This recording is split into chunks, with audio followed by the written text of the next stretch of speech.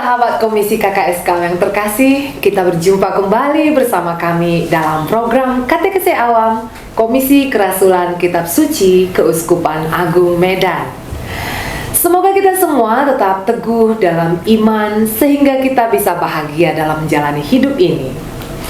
Oh ya, apakah saudara-saudara semua masih ingat dengan materi yang kita bahas kemarin dalam Katekese Kitab Suci pada pekan kedua Juli 2025 lalu? Ya, 2 pekan yang lalu kita membahas tentang media sosial yang bagaikan pedang bermata dua. Di satu sisi, ia dapat membawa manfaat, tetapi di sisi lain, ia bisa menjadi monster yang memangsa kita. Namun, media sosial itu sebenarnya netral, tidak baik, tapi juga tidak buruk. Sama netralnya dengan semua alat-alat teknologi yang kita kenal atau yang ada di dalam genggaman kita. Kitalah yang memberi nilai terhadap semua alat-alat itu. Oleh karena itu, kita tidak perlu menghindari media sosial, melainkan menggunakannya secara bijak. Kita hanya perlu menjadi orang yang tepat untuk semua sarana tersebut, termasuk media sosial. Bagaimanakah caranya? Itulah yang akan kita bahas dalam ruang Katekese Awam pekan keempat Juli 2025 ini. Saya Megaria Tampu Bolon akan memandu diskusi bersama rekan-rekan saya. Saya Marulam Nenggolan. Saya Heri Sumpiring. Saya Sanjay. Baiklah, saudara-saudara sekalian, mari kita ikuti perbincangan kami dalam ruang Katekese Awam pekan keempat Juli 2025. Bapak-bapak, selamat datang dalam podcast kita hari ini. Sahabat Komisi KKSK yang terkasih, Gereja Katolik tidak menolak, melainkan menerima dan mendukung semua kemajuan buah pengetahuan manusia. Sebab Allah menciptakan manusia dengan akal budi dan hati nurani agar menjadi mitra Allah dalam menjaga dan mengembangkan seluruh ciptaan seturut kehendak Allah. Kejadian 1 ayat 26-30. Allah menginginkan kita agar kita menggali semua potensi yang ada di alam ini, termasuk media sosial, untuk kita pergunakan sebesar-besarnya demi kesejahteraan seluruh ciptaan, tapi bukan dengan sesuka hati. Bapak-bapak yang terkasih, selamat datang sebelumnya saya ucapkan untuk kita. Terima kasih karena sudah mau meluangkan waktunya di tengah kesibukan semuanya. Bapak Heri, Bapak Jai, ini Bapak Marulam, ini semua orang-orang sibuk ya kan? Ya. Saya mau ngajak bapak-bapak ini berbincang-bincang tentang media sosial. Media sosial ini sebenarnya kan banyak gunanya ya, tapi ternyata banyak juga negatifnya. Ya. Saya bisa dibantu sedikit, gimana kira-kira yang baiknya atau gunanya menurut bapak-bapak ini dalam implementasinya juga dengan keseharian atau pekerjaan masing-masing? Ya, menurut saya media sosial ini sangat penting sebenarnya dalam kehidupan manusia ya. Apalagi dalam kehidupan penginjilan, dalam penyampaian berita. Itu banyak hal yang menjadi keuntungan bagi kita sebenarnya dengan adanya media sosial. Namun pun demikian, kita juga dituntut untuk lebih bijaksana dalam bermedia sosial. Ya. Kita tidak perlu terlalu gegabah menyampaikan, mengumbar kata-kata sesuatu yang tidak mungkin, tidak baik kita lakukan sebenarnya. Tapi paling pentingnya di situ, media sosial ini membuat kita lebih cepat berhubungan dengan dunia luar tanpa harus bertemu dengan orangnya. Tapi bisa kita mengajar, bisa kita bersenda gurau, bisa kita bercerita, bahkan kita bisa juga menyampaikan sesuatu apa yang selama ini kita imani di dalam gereja kita. Seperti kita dalam dunia media sosial ini, kita lebih banyak bersharing tentang kehidupan, tentang gereja, tentang iman, tentang firman Tuhan, dan semuanya. Dan itu semua membawa dampak positif sebenarnya bagi semua orang, bukan hanya bagi kita. Bahkan orang yang selama ini tidak mengerti menjadi memahami, menjadi tahu akibatnya, karena media sosial itu ada bersama dengan manusia, umat manusia secara keseluruhan. Itu kira-kira pandangan saya mengenai media sosial. Apalagi di zaman ini ya, Kayaknya Bapak kan ada itu aktif di TikTok ya kan? Sangat aktif di TikTok, Sangat. memberikan pengajaran, memberikan pengetahuan tentang iman, kekatolikan dan segala macam yang ini. Berarti kira-kira kalau di situ Bapak lebih mengutamakan apa ya di situ Pak Jaya? Nah, kalau media yang saya pakai itu seperti TikTok itu awalnya sebenarnya saya tidak begitu tahu, nggak begitu memahami. Tapi ketika diajak oleh juga orang-orang Katolik awam untuk bergabung, kayak misalnya tim DKC dari Semarang, ya awalnya memang saya hanya mengikuti mereka. Tetapi yang pertama kita juga kalau mau bermedia sosial kita lebih banyak memberi diri untuk mendengar dulu, mendengar, karena mendengar itu salah satu sumber iman. Dari pendengaran itu iman bertumbuh. Nah, kalau kita udah memberi diri untuk mendengar, barulah kita mulai mengeksekusi apa yang kita dengar itu. Nah, tentu kita tidak mungkin kita masuk ke dalam wacana-wacana yang tidak terjangkau dalam pikiran kita, yang belum pasti. Karena sesuatu yang kita sampaikan itu harus ada kepastian, harus ada sumber-sumber yang valid. Nah, TikTok yang saya gunakan itu sebenarnya channelnya itu TikTok roti kecil, dan itu ada sejarahnya kenapa roti kecil. Ya. Nah, ada ketertarikan di sana. Nah, tapi ketika saya sampai ke daerah itu, salah satu yang saya pikirkan apa yang hendak saya sampaikan, apa yang mau saya lakukan. Pertama saya bingung juga, saya nggak tahu bagaimana caranya. Lalu saya teringat, saya ini kan punya background pewarta. Kenapa saya tidak menggunakan TikTok ini sebagai Pewartaan, wadah pewartaan, media pewartaan sendiri. Media. Yang selama ini saya menulis, saya mengirim ke media sosial lain, kayak Facebook, kayak WhatsApp gitu, kayak Instagram. Nah, kenapa saya nggak lakukan di sini saja? Nah, awal-awalnya sih agak kaku, tidak begitu terbiasa ngomong di depan kamera sendiri. Padahal anehnya sebenarnya saya udah biasa ngomong di depan ratusan orang.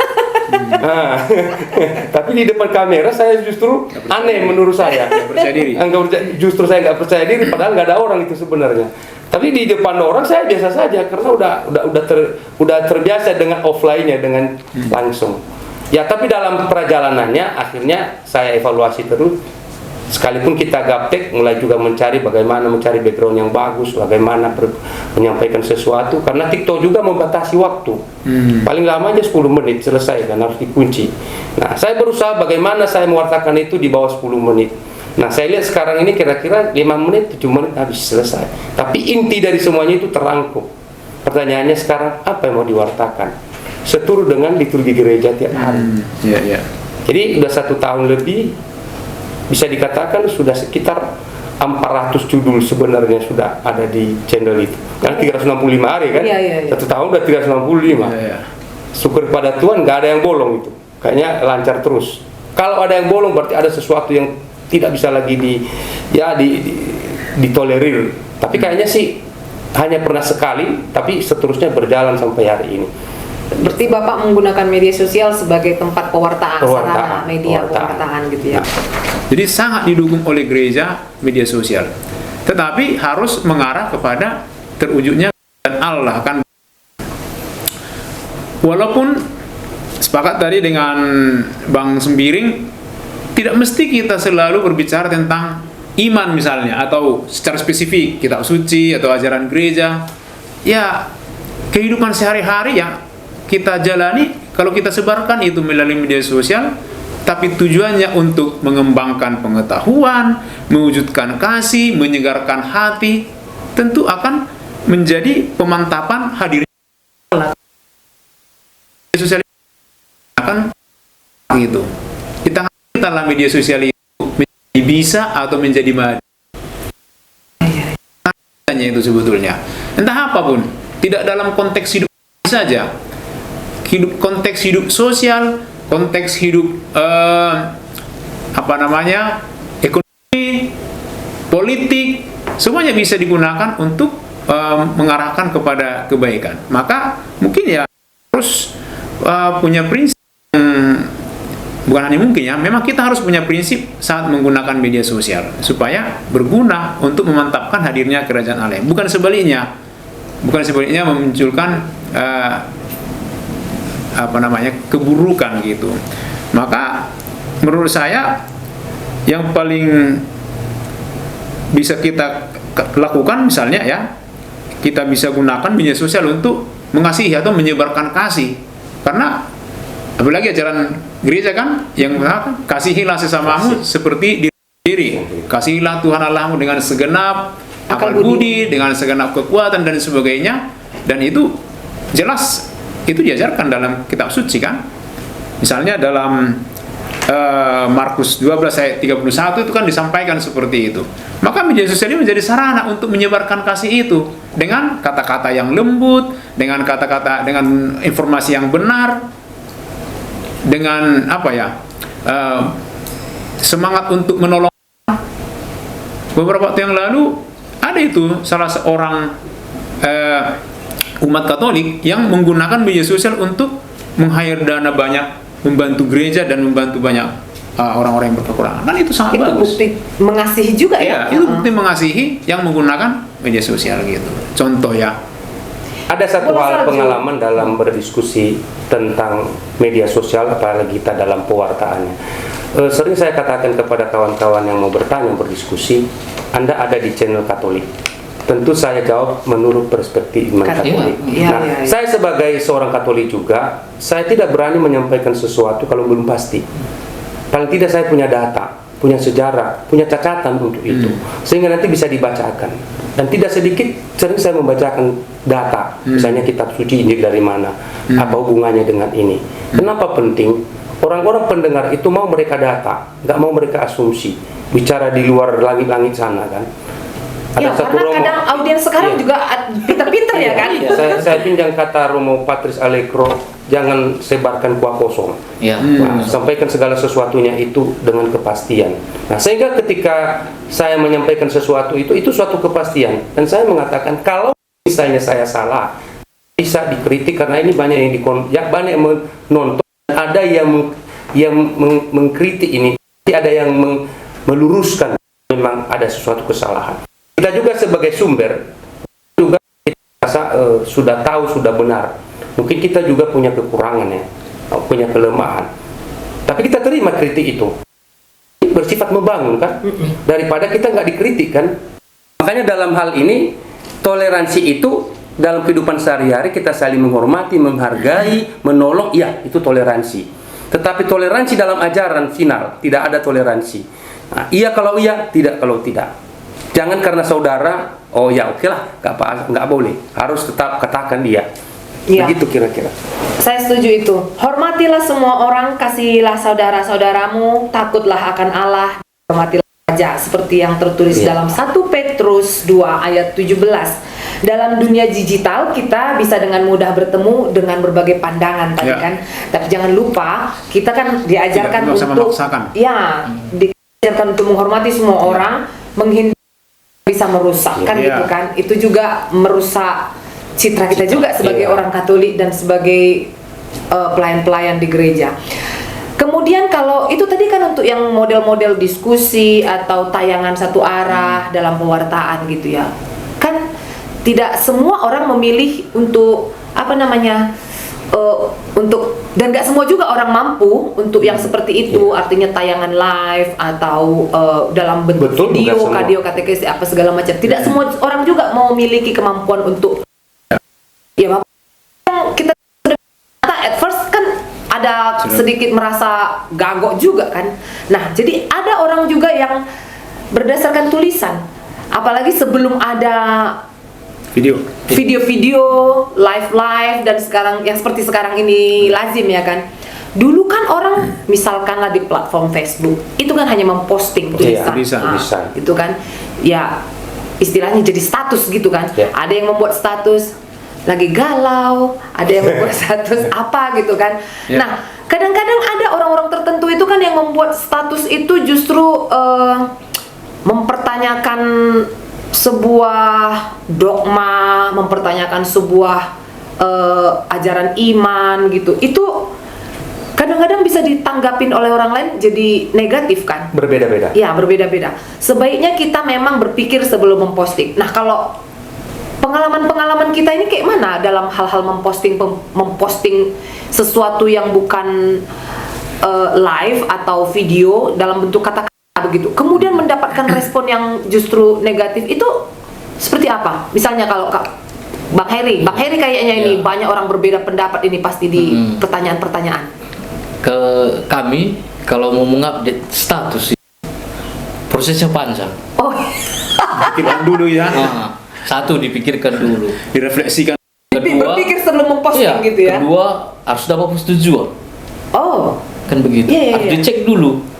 Karena kan kita bisa katakan Pak Jai tadi kan nggak semua ahli kan. Iya. Ya, Nggak semua juga yang kita tahu tentang Katolik. iya. Ya kan, atau ajarannya itu. ya. Lalu ketiga, ada timnya lagi untuk melihat itu dengan data-data yang ada. Udah 3 kali saring, Pak. 3 kali saring karena ada dokumennya juga harus dilihat. Iya. kan. Keempat itulah baru diposting. Hanya 4 tahapan inilah yang harus kami lakukan untuk memposting. Q&A itu pun seperti itu. Harus ada persetujuan dari atas baru diposting. Benar-benar Tapi kalau apa enggak, ya? kalau tidak ada persetujuan di atas, jangan diposting.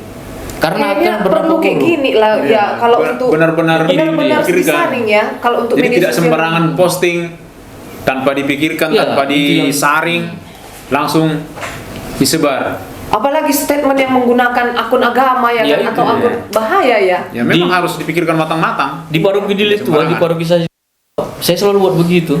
Artinya saya kan moderator OMK dan OMK juga. Anak-anak OMK ini kan sering mengupdate yang Ya.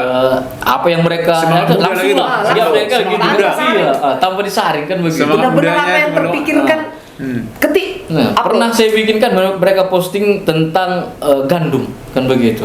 Mereka mungkin ada foto pastor mengangkat inilah hosti yang terbuat dari gandum katanya begitulah kan. Saya tanya, Bisa disalahpahami. kan ini saya sendiri yang naik langsung apa yang di medsosnya itu, di akunnya itu. Itu saya bikin selalu gitu. Arti gandum apa sih menurut kamu? Ya. Nggak bisa dijawabnya ini dan segala macam tahap jawabnya. Diambillah dari kitab suci begini dan begini. Lalu saya bilang setelah saya tunjuklah ke pastor moderator, pastor, nah beginilah anak-anak kita yang mau posting gitulah kan. Nah, kalau gimana kalau kita buat satu prinsip, buat tim medsos, tim komsos. Banyak itu. Banyak Ya. juga. Khususnya ada 3 pastor di dalam. Satu itu untuk adminnya. Jadi kami ada 7 di dalam. Nah, jadi setiap postingan itu harus terdapat 3 pastor ini. Ya. Mau dia podcast tentang video-video yang diambil lah, itu harus ada persetujuan dari pastor ini. Kalau sudah ACC tim IT supaya dia tahu mana yang harus dipotong, mana yang harus ditayangkan. Nah, jadi begitulah kami selalu buat dalam medsos itu. Patut Nah, ditiru itu ya. karena bisa seperti tadi kan beda semua nanti tanggapan orang, akhirnya jawaban-jawaban itu melenceng semua dan umat nanti yang lain melihat ternyata begini rupanya gereja Katolik ini ya. Nah, kan beginilah bisa jadi salah rupanya dan persepsi. gitu kan. Artinya jangan memancing sesuatu yang membuat orang ambigu dalam menelaah suatu Iya, menelaah suatu postingan.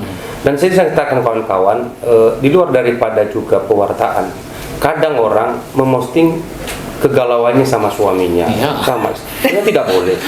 Karena nanti Tidak perlu bilang. ya, karena di bawah nanti itu mereka berkomentar yang aneh-aneh kan. Dan tidak ada gunanya juga masalah keluarga di upload di media Update sosial. status, update Bagus status. kamu masuk ke kamar berdoa, Menangislah di sana. nangis, minta penyertaan dan pertolongan Tuhan supaya kamu bisa selesai dengan masalah itu. Justru di media sosial bukan tambah selesai lu punya masalah. Iya. Tambah lagi. Yang ada tambah. Yang memanasi situasi itu panas. pasti banyak. Pasti makin banyak. Dan yang karena nggak ngerti mereka masa lalu, apa yang lu hadapi itu nggak mengerti. Ya. Makanya dalam gereja juga ada namanya kan konseling kan. Dan orang konseling itu kan dipilih oleh seorang imam. Tidak sembarangan orang konseling itu kan. Harus orang-orang memang mumpuni di bidang itu kan. Sudah dewasa dan sudah cukup mahir kan. Ada itu ya konseling. Ada. Supaya kita nggak curhat di medsos ini Iya, ya. iya. Apalagi ibu-ibu ini kan sering berasku habis. Jadi itu terpilih dari Semua antara ditampilkan semua. di media sosial. Iya. Jangan tampilkan ke media sosial sehingga keluarga-keluarga yang lain nanti yang seharusnya tidak perlu tahu. tidak perlu jadi tahu Dan tidak berdampak kan gitu. Berdampak akhirnya memperkeruh suasana. Hubungan suami istri malah jadi Nah, rusak. ini yang kehati-hatian ke media sosial ini. Betul, perlu kehati-hatian. Dan saya pun sepakat dengan itu. Saya mungkin orang yang paling tidak pernah membuat status di media sosial. Karena saya mau komentari orang pun di media sosial, itu mau saya ketik banyak-banyak itu. Setelah aku baca, aku hapus lagi itu.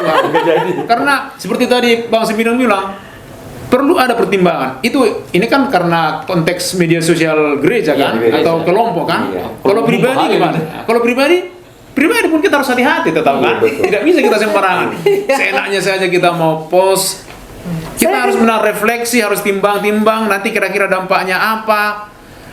Tanggapan orang nanti seperti apa? Saya tuh sering itu dari dulu masih media Facebook awal-awal sudah saya ada Facebook saya. Itu mau komentari panjang-panjang. Tapi setelah aku baca ulang, nggak jadi ku post, aku hapus lagi semua.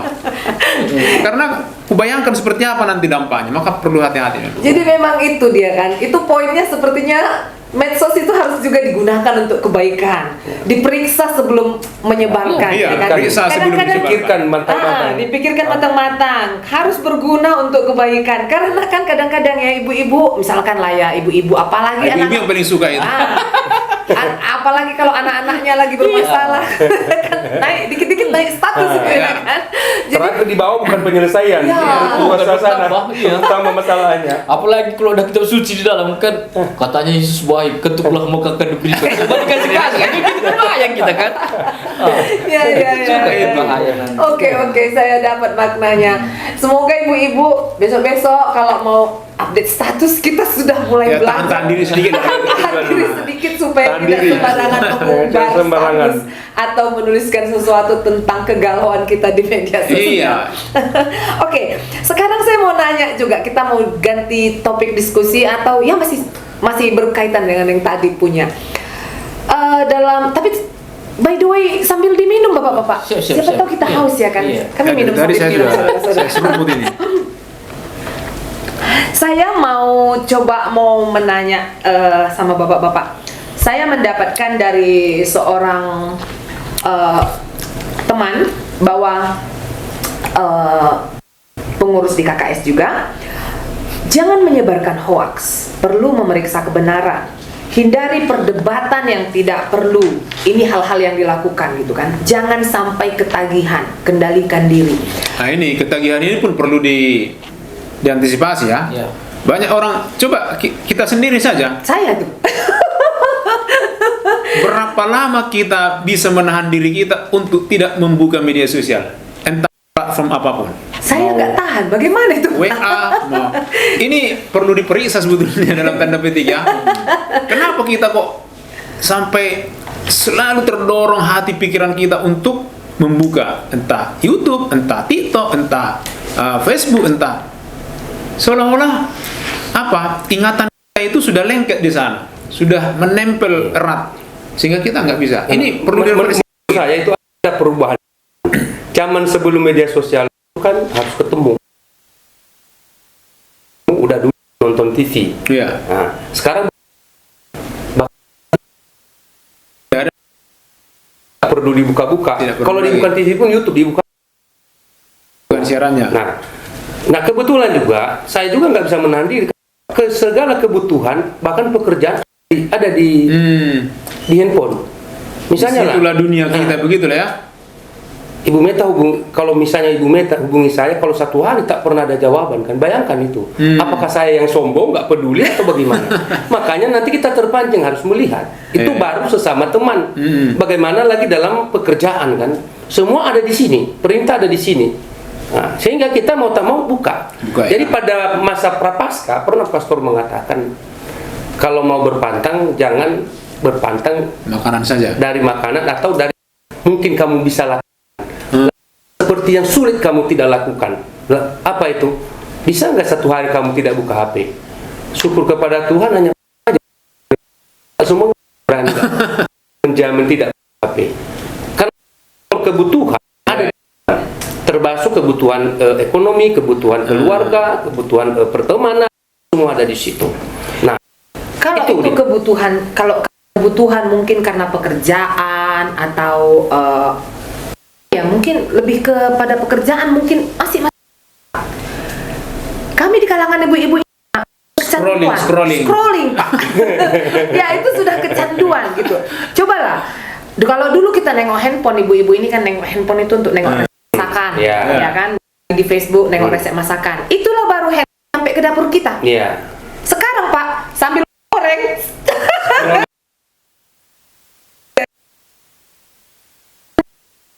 Padahal itu ada ayat Alkitabnya. Sebentar saya. Segala sesuatu halal bagiku, tetapi aku tidak memberikan diriku diperhamba oleh suatu apapun. Nah itu. Dan saya korban Sudah diperhamba menjadi TikTok. adiktif diperhamba oleh alat-alat itu. Ya, itu. Dan banyak sekarang yang seperti itu. Banyak. Jangankan ibu-ibu, anak-anak juga. Ayo. Membatasi diri. Negatifnya. Sampai sekarang pun bagaimana cara membatasi itu lagi? Sudah terlanjur masuk ke lapangan. Kalau kita berpikir tak dikasih, ada kebutuhan. Dikasih anak makin sesuatu. Bukan anak-anak, bapak-bapaknya juga ikutan kan. Jadi siapa yang ditegur sekarang? Semuanya Semuanya ada ketergantungan di yang satu jengkal, nggak sampai satu jengkal. Lalu kalau menurut saya begini, bermedia sosial kembali tadi hal yang positif. Betul. Kalau memang hal yang positif ya sudah. Tapi kalau hal yang negatif mulailah pelan-pelan dijauhkan. Termasuk tidak mengganggu kehidupanmu pribadimu sendiri gara-gara ini. Artinya jangan juga menjadi dia ini hamba tuan bagi kita, pengatur hidup kita jadinya. Jangan jadi medsos yang mengendalikan jangan diri kita. gadget itu kita menjadi yang mengendalikan dirinya. Nah, itu yang penting. Bagaimana kita mengendalikan dia itu yang penting. Artinya tugas-tugas kita yang penting jangan terkendala gara-gara dia. Betul. Nah, walaupun ini penting bagi kita untuk jembatan kita melakukan tugas, tapi jangan karena dikuasai gitu lah ya. Dikuasai diri kita karena dia menguasai diri kita sendiri. Tapi marilah kita yang mengatur dia. Ya, betul. Ada saatnya kita harus membuka, ada saat kita harus istirahat. Jangan sampai jam 3 malam kayak kawan-kawan saya. Udah jam 3 saya bangun, saya buka. Jam 6 pagi juga masih live juga di situ. Saya bingung kapan tidurnya ini si kawan. Nah itu. Kalau saya tidak, waktu jam tidur jam apa? Makanya ini nggak pernah hidupin, nggak pernah bunyi ini. Makanya orang kalau hubungi saya di jalan, alam itu nggak akan pernah ngangkat itu. Kalau Bapak sedang di jalan ya? Semua nggak pernah bunyi. Nggak pernah saya bunyi. Tetap saya perpotin. Pokoknya saya duduk nanti saya di mana santai baru saya buka. Karena nanti banyak saja yang menghubungi. Tahu-tahu nggak ada guna entah apa, entah dari mana-mana kan. Saya nggak tahu kalau sering dapat itu kan, Pak. Ini ada bisnis ini begini-begini. Penawaran ini masuk ini ke sini. Jadi terakhir aku bikin kayak gitu. Ya udah, pokoknya siapa yang hubungi saya kalau nggak tahan kali WA pasti akan saya buka. Nah itu, sehingga saya nggak terganggu dan juga tidak bisa kan di jalan ini kan bisa cilaka kita kalau sikit-sikit angkat HP kan bisa bermasalah. Saya terganggu dengan perkembangan media sosial sekarang, efek negatifnya ya yang kita lihat nih. Itu kalau tadi baiknya kan kita udah lihat ya, kita bisa menggunakan itu sebagai sarana dan prasarana untuk penyebaran kebaikan, pewartaan. Sekarang justru semua segmen di gereja Katolik itu bisa menggunakan semua sarana seperti Facebook, Twitter, Instagram sama TikTok itu untuk mewartakan gitu kan ya. Nah, tapi kita mau lihat di kehidupan sehari-hari gitu ya Pak ya, baik dalam bernegara, berpolitik, berlingkungan, bersosial gitu. Kita nggak bisa memungkiri bahwasanya ada yang ada efek negatifnya, seperti gampang sekali orang sekarang memfitnah orang dengan salah satu statement. Seret negatif langsung. Kemudian setelah statement negatif keluar sentimen tertentu atau apalah itu ya, atau sesuatu yang sebenarnya nggak penting gitu. Nah hasilnya itu komentar, perdebatan, jadi blok-blokan gitu kan. Itu kan banyak ya di media sosial sekarang. Banyak kan? Banyak. Terutama terhadap paham-paham yang sedikit ekstrim gitu. Itu kan jadi perdebatan yang panjang, membuat umat itu justru menjadi kayak kubu-kubuan gitu. Itu gimana cara menghindarinya bagi yang biasa mengelola medsos? Kalau menurut saya dan yang memang saya lakukan sejak ada media sosial ini, jangan menggunakan media sosial ini untuk menyerang pribadi orang. Jangan sekali-sekali hatimu pendam. Kalau memang ada yang kamu tidak sukai, bicara dengan baik-baik secara langsung. Jangan umbar di media sosial. Kembali tadi seperti yang kita bicarakan, ketika kita menyampaikan sesuatu di media sosial, masalah pribadi, masalah ketidaksukaan, masalah hal-hal yang membuat kita harus marah, harus membuat statement yang tidak menyenangkan orang, itu nanti bukan penyelesaian yang terjadi. Ya, justru makin memperkeruh suasana itu ya. semakin menjadi-jadi. Makanya kita menghimbau bagi yang memang bermedia sosial dan sekarang nggak bisa lagi dibendung, apapun itu pasti akan terpegang dia ini. Ingat batasanmu. Kalau ada persoalan pribadimu, ada yang membuat kamu kecewa apapun, jangan taruh di media sosial, karena itu bukan bagian daripada penyelesaian. Lebih baik kamu jumpai, telepon orangnya, hubungi secara langsung apakah benar yang seperti itu. Artinya itu bukan ranah media Bukan sosial. ranahnya. Karena ranah media sosial, orang yang mendengar dan melihat dan membaca, mereka menanggapi berbeda loh. Iya. Karena nggak mengerti mereka perasaanmu kan. Ya. Nah, bahkan bukan membuat perasaanmu semakin rendah, tapi semakin emosi karena mereka mempunyai statement yang lain dan mereka nggak salah. Ya. Karena kamu yang membuka pintu itu. Ketika Anda membuka pintu, mereka masuk. Nah, masuk mereka itu terserah mau apa nanti tanggapanmu, itu urusanmu. Pokoknya saya udah nyampaikan ini kan. Nah ini, dan ini yang terjadi, yang fakta yang saya lihat di media sosial ini. Sehingga masalah yang seharusnya kecil, bukan semakin kecil, semakin besar. Oke, saya paham maksudnya. Jangan turut mengambil bagian dalam perbuatan-perbuatan kegelapan yang tidak berbuahkan apa-apa. Nah, itu. Tetapi sebaliknya, nyatakanlah kesalahan-kesalahan itu. Efesus 5 ayat 11. Ada banyak debat di media sosial yang hanya menghasilkan permusuhan. Sebaiknya kita sebagai umat Katolik dipanggil, kita sungguh-sungguh dipanggil untuk menjadi pembawa damai, bukan pemicu konflik. Pilihlah bahan-bahan diskusi yang bisa membangun dan hindari debat kusir atau debat kosong.